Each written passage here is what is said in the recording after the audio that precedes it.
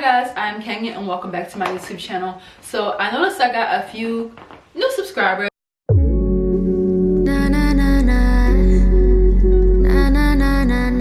I just want to say welcome to the channel. Over here, it's just a vibe, you know what I'm saying?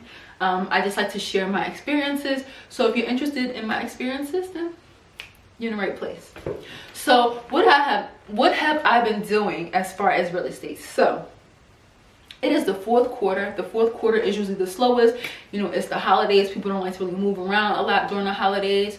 So since it's slow, I have been planning what I want to do for the first quarter. So I have this book here. It's called The Best Marketer Wins by Ming Lee. Now this girl made millions of dollars selling hair weave. Now she is not in the real estate game. However, I feel like just because someone isn't in the same field as you doesn't mean that you can't learn something from them. You know what I'm saying? And so this book I bought in 2016. It was in my desk, my drawer in my room. And I keep it in my drawer, and every time I'm trying to close it, it's always like, ugh. And I always gotta readjust this book. And so on this particular day, I was just like, took the book out, I started flipping through it like, let me see why I even got this book in my drawer. So I'm looking through the book or whatever. And guess what?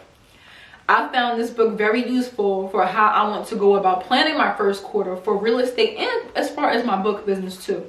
Now, as you can see, I don't like to write in my books like this. So the old stickers I have from the post-it notes I had that I originally had in here from 2016 when I originally got it, I like took all those out, and then I started basically planning my goals for the first quarter as far as real estate and a little bit of my book business here. To see how I want to go about tackling it, how much money I want to make, how I plan about going about making that money.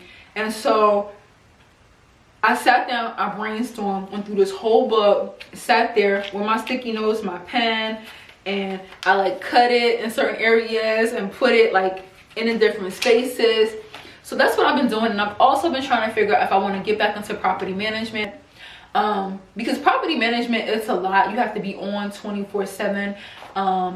As stated in a previous video, I have a freelance job where I evaluate leasing agents and property managers, and it's just crazy to see how on they are. Like when I get there and I'm just like, hey, I'm looking for an apartment, and they're like, hi, I am Sarah, welcome. And I'm just like I don't know if I feel like being on every day like that. And especially for your higher end, more luxury apartment buildings, like these leasing agents are perfect. And I'll be trying to find stuff to critique them on, and I'm just like, oh, y'all perfect. Like, so that's what we are with that. If y'all want to hear a story time about the worst leasing agent that I evaluated, let me know. That was funny. And it's crazy, yo. I evaluated this one property manager, right? And I'm looking through I'm looking online, like Indeed.com for jobs, and I saw her position on Indeed. I'm like, oh. I didn't give her a bad review. She must have had it coming, and that's why I probably was there to evaluate her performance. Well, there was one thing she did. Well, there was one thing that probably got her, that I put in my report. I don't really want to say, but it wasn't really that bad to me, but it was probably bad on the company's part. But that's what I'm trying to do. I just been literally, with this time where I haven't been on camera, I literally been just evaluating my life, brainstorming. This has been a year of transformation, y'all. That's another video coming. A year of transformation. So that's a whole other video, y'all. So I don't know, it's the fourth quarter. If you're a real estate agent, like, have you made any goals for first quarter of 2020? Have you written down like any goals you wanted to reach as far as, you know, how many listings you want, how much money you plan to make, that you would like to make, you know, writing down your manifestations. I'm working on an interactive workbook / journal, which I'm almost done with. I'll be telling you guys about that. For your mental health. And I also want to say this. A lot of the times we,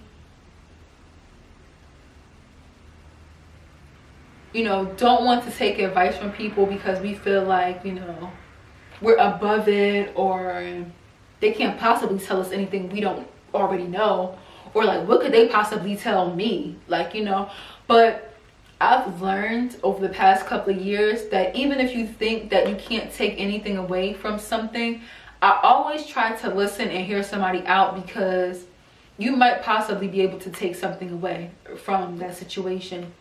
And a few years ago, I went to this program, right? It was for like a program to help you get a job or whatever. And when I got there, when I tell you, it was like 5 of us girls in there looking at each other like, wow, we here. We were looking at each other like, you had people in there dope, nodding out, on drugs, dope. And I'm sitting there looking like, why am I in the room with this lady over here? Like, or this lady over here. Or it was just some ratchets in the room.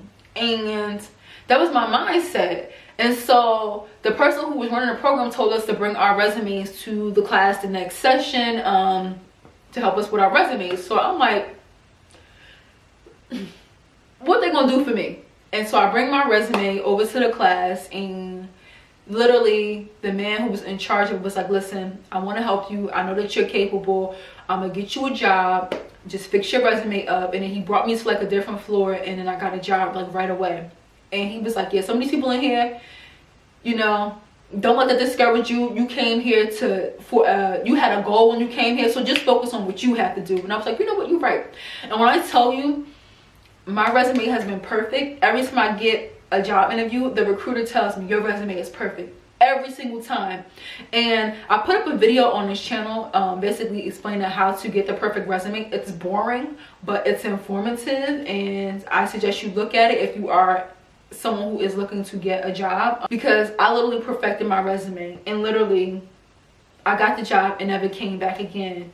Now, had it been like some of the other girls who felt like, oh, I ain't coming back here, I would have never been able to improve my resume to the point where it's damn near perfect and get a job on that same day.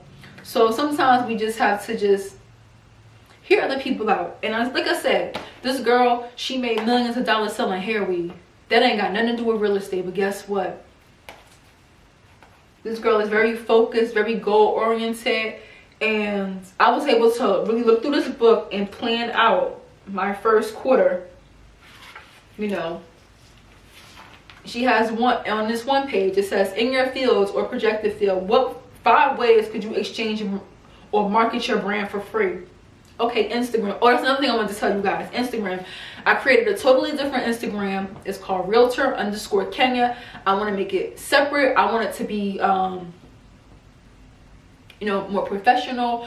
I target basically international clients and the higher end luxury clients. And I don't want that mixed in with my regular Instagram, because my regular Instagram, I feel like I'm already censored on that Instagram as it is, because I have on my Instagram that I'm a real estate agent, so I don't want people to judge me. And so I just feel like for my regular Instagram, that could be for my book stuff, my creative side, my spiritual side. I'm very spiritual, if you guys don't know.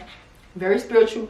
Got a candle burning right at this moment. But I really don't like to talk about that because that freaks people out, And for my real estate page, I just want it to be clean, all real estate related, professional, nice photos of me smiling, headshots, things of that nature. So I literally have created a journal for myself with daily to-do lists.